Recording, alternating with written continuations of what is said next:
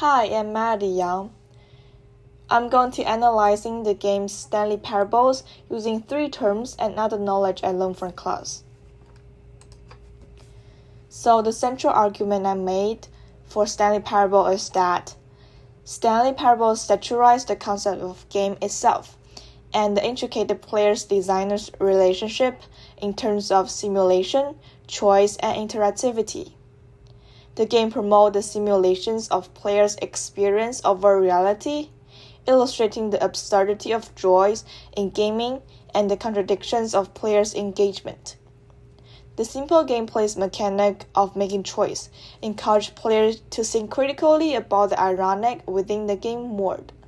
Moreover, the tense interactivity between players and narrators reflects the tensions between players' desires for free will and game designer pursuits of control. The first word I choose is simulations, which refers to digital recreations of real-life behaviors and experience to provide players with immersive experience. Stanley Parables imitate the process of simulations. Stanley Parables focus on creative process of depicting virtual world and how players interact with it. So in this way, the game reverses how other works are built and how players think about. For example, when you first start the game, you can see your computer screen repeat indefinitely inside the computer screens and then repeat indefinitely. So in this case, the boundary between the real world and the game worlds become blurry. This can tell players that the game is about playing a game. And also this endless repetitive method also being used for simulating the ending. After reaching most of the ending, the game restarts and displaying that the game is never the end on the loading screen. It shows the games have no point where will the game actually end, but all depends on what players choose to do. So in this case, it emphasizes that the game intends to simulate players' experience rather than provide the clear conclusions or mimic the reality.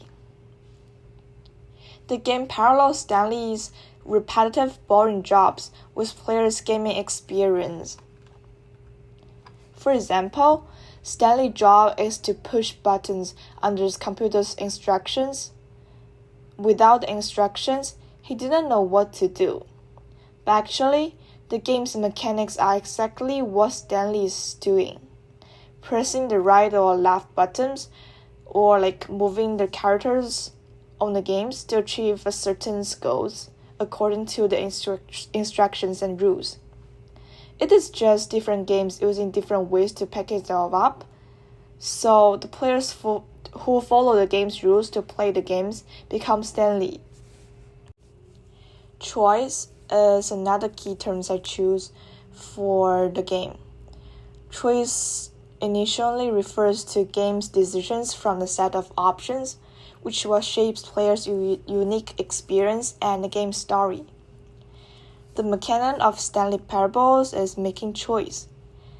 It really challenged the traditional games in terms of gaming elements like challenge, rules, and goals. The games literally have no challenge to overcome, no rules to follow, no specifically goals to achieve. So not like the definition for games in the reading. A game is a system in which players engage in artificial conflicts defined by rules that result in a quantifiable outcome. The simple choice mechanic plays a crucial role in the games that allows players to grasp the game's concept as the primary challenge. Also, games reminds players of the fictional ideas of choice. The Stanley Parables constantly challenge players' expectations. Players encounter bizarre situations like never-ending loops or an unexpected restart, where players' choice become irrational and non-logical. Players might feel confused, feel angry, but this makes players questions about the natures of choice and controls in games. This challenges the conventional games and tries to find meaning in the predetermined game world. Freedom in games is an illusion, and players only have the freedoms to choose this or that. For example, in the countdown's ending, when players try to stop blasting, the narrator mocks the players by saying that there's no design for such mechanic, so the players cannot stop the bombs from busting. Also, when players jump out of the windows, narrators also mock players of thinking that they can find the bugs. The result that no matter how we choose, there will be a design's ending, which further decreases the meaning of choice for players in the game. Interactivity refers to players' engagement and interactions with the game. It includes players' ability to affect the game world and the game's response to the players' actions. The narrator's response stands out as a central element of interactivity. The narrator is not just a voice in games. He serves as the game's designers who makes comments on what players do. And also, there serves as game designers who tries to guide people to play the games. As players deviated more and more from the tracks, the narrator intervenes players' actions by suggesting or alters options for players to progress. After players mess up everything in games, players come back to the left and right doors, but there are 6 doors in there. So in these situations, as we walk through one of the doors, the narrator would say that this was the worst adventure he's ever experienced. And the other example would be, after the second restart, there's no doors, and the narrator just directly declares that players' victories in the game. This victory is devoid of challenge and meaningful gameplay. In the first case, players have freedoms that beyond narrators' controls, which makes the narrators, as well as the game designers, feel too frustrated to provide the narrative and their artistic expressions in games. The narrators complaining about players ruining the games is just like in reality, the designer may complain about players not following the game's original intentions.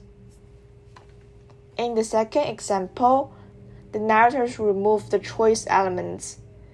This makes the games meaningless since there is no challenge. Although the games declare victory, players don't feel any satisfaction or achievement during the process.